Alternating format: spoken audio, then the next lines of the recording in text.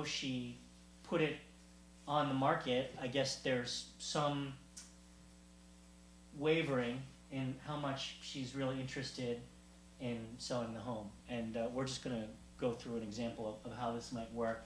And we've already now been in discussions, and I've come and visited the home. And Veronica, it's so nice to see you again.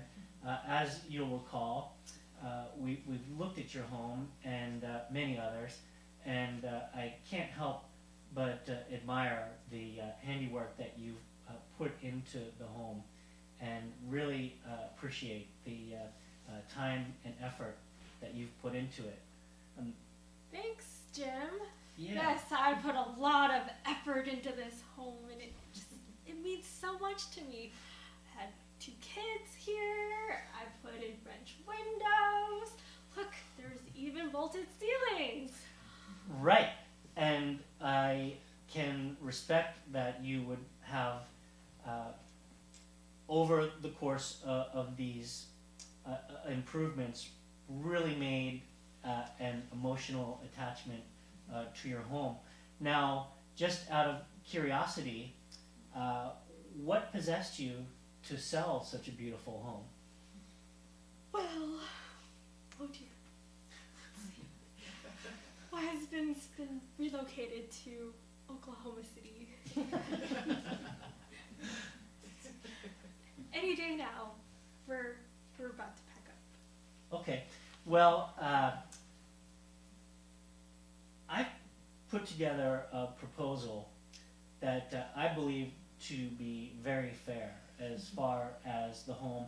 You asked for a price, and I did a little homework, and we have had the home appraised, and I can again fully appreciate the incredible craftsmanship and work that you've put into the home. Your asking price was $100,000 over where the home appraised at, and what I've done is make what I believe is a fair market offer, and one that the bank will allow me to go forward with for the appraised value.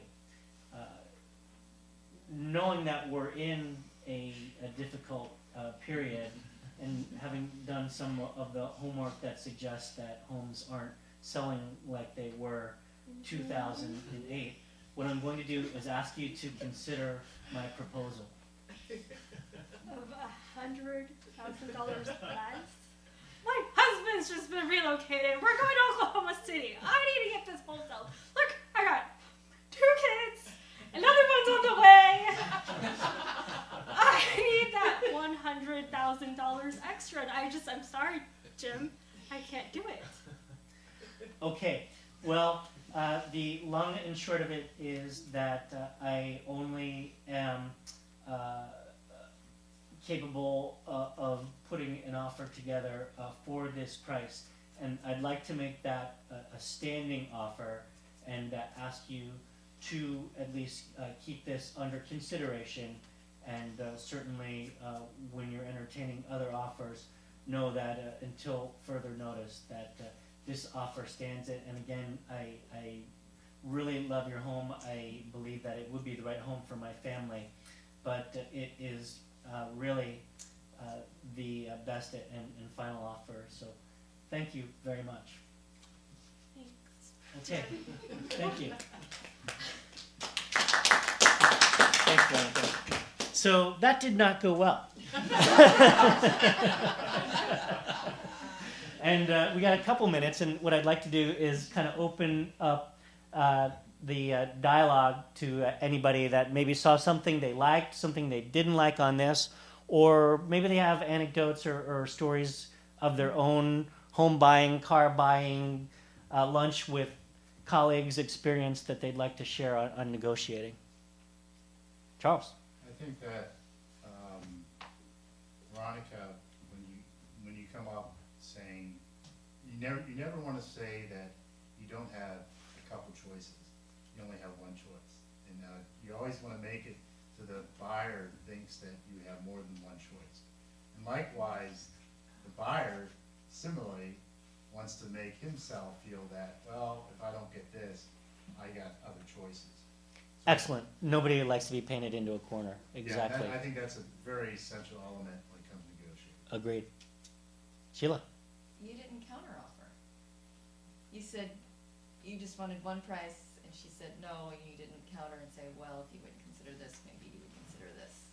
Right. So I thought maybe that was, it might not have ended up as bad in the end. Could have If there offered had to been a help little her bit more. pack. Yeah. That's exactly Sympathize with Deliver her Oklahoma. baby. that's exactly right. What I did to I sort of rolled with this one, and the fact is that sometimes you're not going to obtain financing for more than what a home would appraise for. However, there are creative solutions still, and helping pack. I had a friend that received a handwritten 4-page letter from a prospective buyer on a home once that just went on in Norman Rockwell like prose about how great that they were gonna treat it, and he took it. I mean, it worked like a charm. He took it hook, line, and sinker. So there are other ways to find a means to an end and make it a win-win.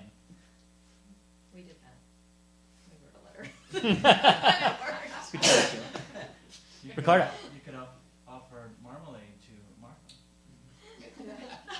Yeah, A lifetime supply of marmalade. yeah. Is it fair to make an initial offer that's slightly lower than how much you can obtain financing for, just so both parties feel like they somehow nudged the other party?